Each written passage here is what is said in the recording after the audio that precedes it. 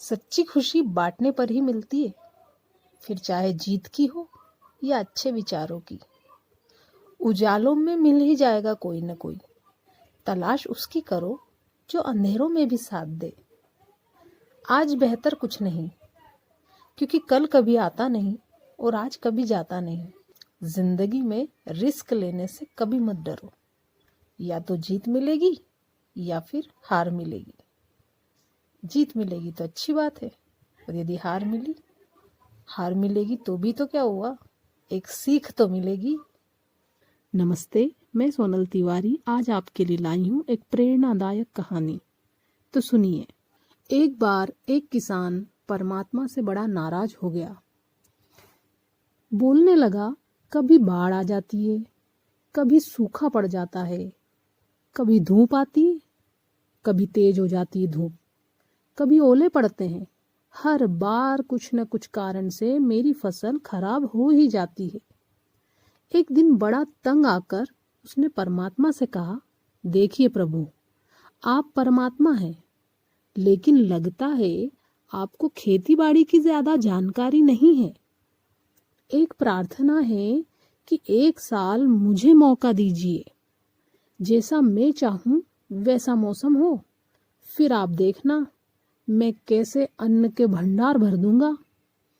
परमात्मा मुस्कुराए और कहा, ठीक है, जैसा तुम कहोगे वैसा ही मौसम दूंगा, मैं दखल नहीं करूंगा। किसान ने गेहूं की फसल बोई। जब धूप चाही तब धूप मिली, जब पानी तब पानी मिला। तेज धूप, ओले, बाढ़, आंधी तो उसने आने ही नहीं दी। समय के साथ फसल बढ़ी और किसान की खुशी भी, क्योंकि ऐसी फसल तो आज तक नहीं हुई थी। किसान ने मन ही मन सोचा, अब पता चलेगा परमात्मा को कि फसल कैसे करते हैं।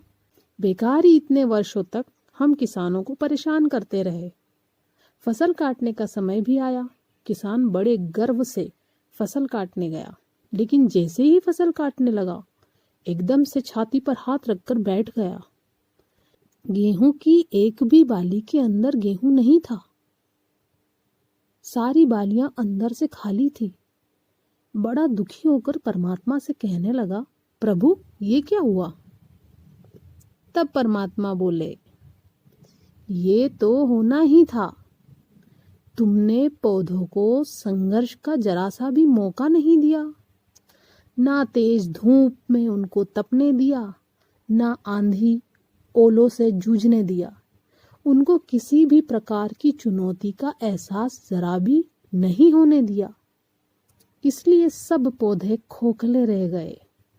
जब आंधी आती है, तेज बारिश होती है, ओले गिरते हैं, तब पौधा अपने बल से ही खड़ा रहता है। वो अपना अस्तित्व बचाने का संघर्ष करता है, और इस संघर्ष से जो बल पैदा होता है वो ही उसे शक्ति देता है, ऊर्जा देता है, उसकी जीवटता को उभारता है। सोने को भी कुंदन बनने के लिए आग में तपने, हथौड़ी से पिटने, गलने जैसी चुनौतियों से गुजरना पड़ता है, तभी उसकी स्वर्णिम आभा उभरती है, उसे अनमोल बनाती है। उसी तरह जिंदगी में भी अगर संघर्ष ना हो, चुनौती ना हो, तो आदमी खोखला ही रह जाता है। उसके अंदर कोई गुण नहीं आ पाता। ये चुनौतियां ही है जो आदमी रूपी तलवार को धार देती है, उसे सशक्त और प्रखर बनाती है। अगर प्रतिभाशाली बनना है तो चुनौतियां तो स्वीकार करनी ही पड़ेगी, अन्यथा हम खोखले ही रह जाएंगे। अगर जिंदगी में प्रखर बनना है, प्रतिभाशाली बनना है, तो संघर्ष और चुनौतियों का सामना तो करना ही पड़ेगा।